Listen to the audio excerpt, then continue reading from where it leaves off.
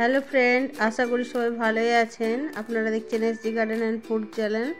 আজ আমি আপনাদের বানিয়ে দেখাবো নিরামিষ ফুলকপির রেসিপি। চলুন তাহলে রেসিপিটি শুরু করা যাক।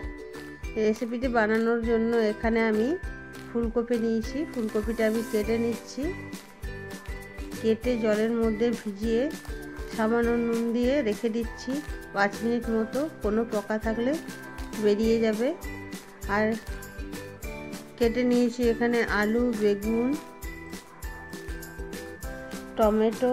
মশলার মধ্যে নিয়েছি আমি আদা, কাঁচা লঙ্কা। কড়াই বসিয়ে দিয়েছি, দিয়ে দিচ্ছি সরষের তেল।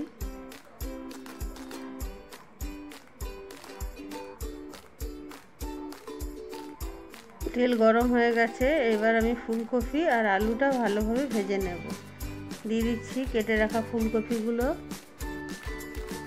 নিরামিষ সবজি একটু না ভাজলে খেতে ভালো লাগে না।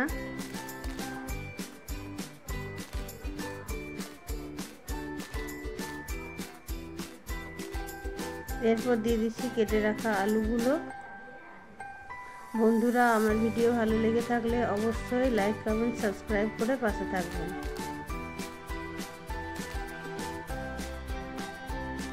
দিয়ে দিচ্ছি সামান্য নুন আর হলুদ দিয়ে আমি ফুলকপি আলুটা ভালোভাবে ভেজে নেব।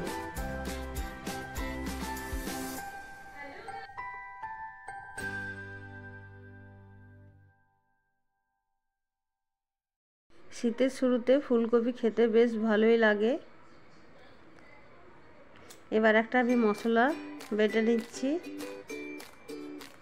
দিয়ে দিচ্ছি 2টো কাঁচা লঙ্কা,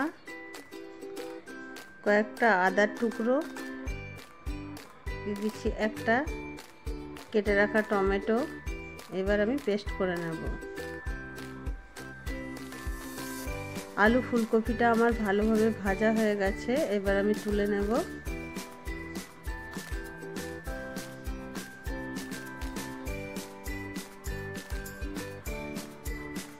ফুলকপি আলুটা আমি একটা পাত্রে তুলে নিচ্ছি।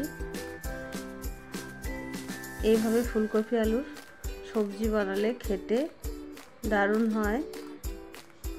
নিরামিষ দিনে অবশ্যই এইভাবে একবার বানিয়ে খাবেন।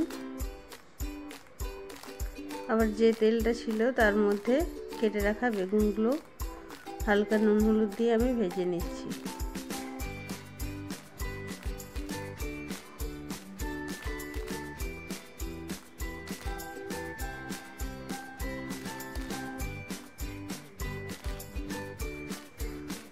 বেগুনটাও আমার ভাজা হয়ে গেছে, তুলে নিচ্ছি।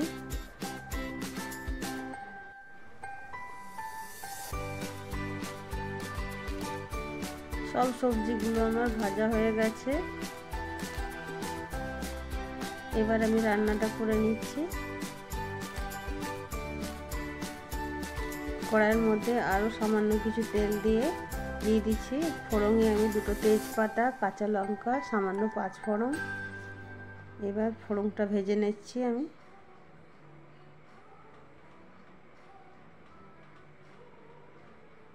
দিয়ে দিচ্ছি তেলের মধ্যে 1/2 টিস্পুন হলুদের গুঁড়ো, 1/2 টিস্পুন লঙ্কার গুঁড়ো। তেলের মধ্যে লঙ্কার গুঁড়ো, হলুদ দিলে কালারটা খুব সুন্দর হয়। আর দিয়ে দিচ্ছি বেটে রাখা মশলাটা।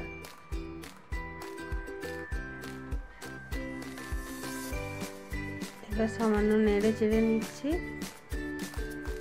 এরপর দিয়ে দিচ্ছি সামান্য জিরে গুঁড়ো, সামান্য ধনে গুঁড়ো,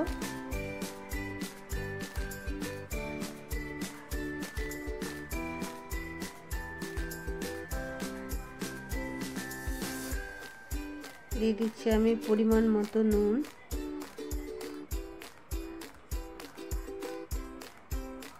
দিয়ে দিচ্ছি সামান্য পরিমাণে চিনি। নিরামিষ সবজি একটু মিষ্টি মিষ্টি খেতে ভালো লাগে।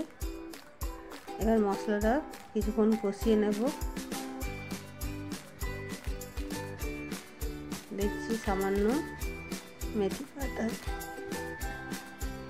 দিয়ে এবার ভেজে রাখা সবজিটা আমি দিয়ে দিচ্ছি। এবার সবজিটা দিয়ে মশলাটা দিয়ে কিছুক্ষণ কষিয়ে নেব 2-1 মিনিট মতো।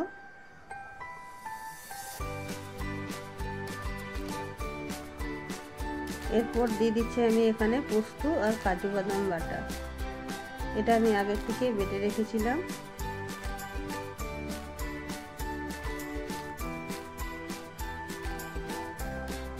আবারও কিছুক্ষণ কষিয়ে নিচ্ছি। ভালোভাবে আমার কষানো হয়ে গেছে ফুলকপিটা। এরপর আমি পরিমাণ মতো জল দিয়ে দেব।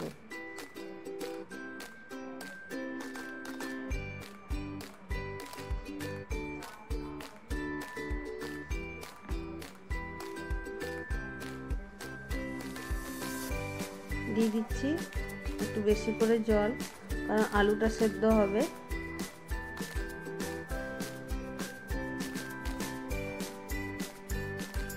এবার ঢাকা দিয়ে আমি কিছুক্ষণ রান্না করে নেব। ঢাকা খুলে একবার আমি নেড়ে নিচ্ছি সবজিটা। বন্ধুরা, আমার ভিডিও ভালো লেগে থাকলে অবশ্যই পাশে থাকবেন।